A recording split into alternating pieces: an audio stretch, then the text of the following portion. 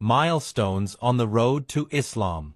Years ago, I chose a path that brought me much good and relieved me of a long period of weariness.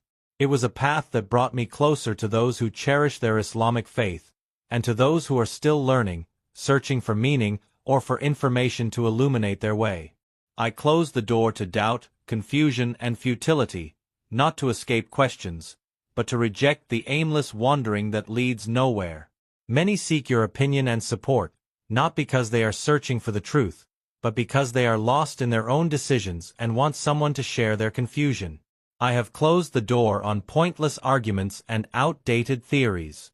If someone says they doubt something, I tell them, perhaps you are right, so stay where you are. Not every question is worth wasting a lifetime on. Life moves quickly, and we have no time to waste. The end is nearer than we think.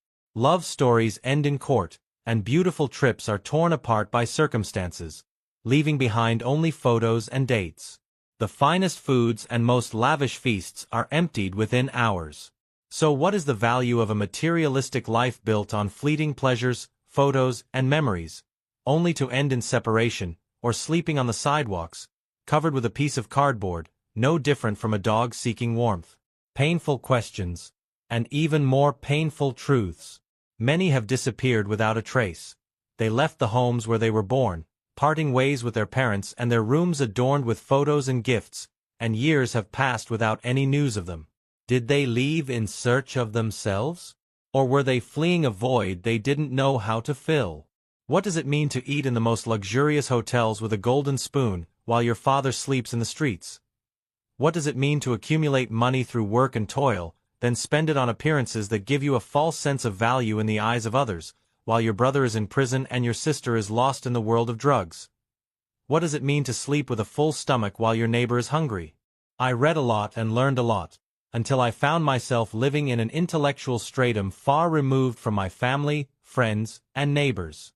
And when I learned about Islam, and when I bowed in prayer and prostration, I realized the true meaning of humility, to know your place in this life, and to realize that you are merely a consumer in a world you did not create, a world that came into being for you, and you never questioned who created it, prepared it, and made it so beautiful and perfect.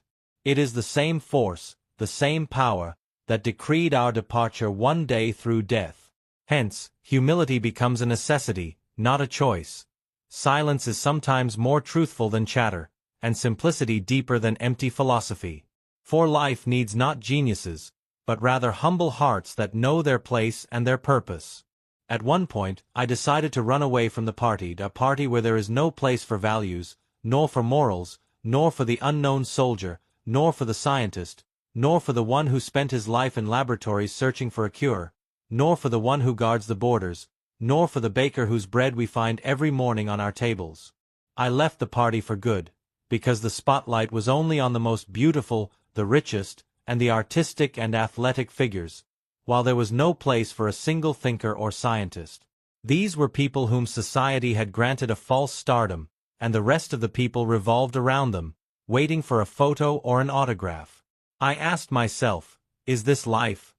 Is this the reason for existence? What about me if I leave this world alone?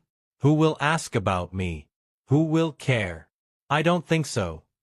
The unknown world cannot be understood by dancing at a party where there is no place for principles, values, or reason.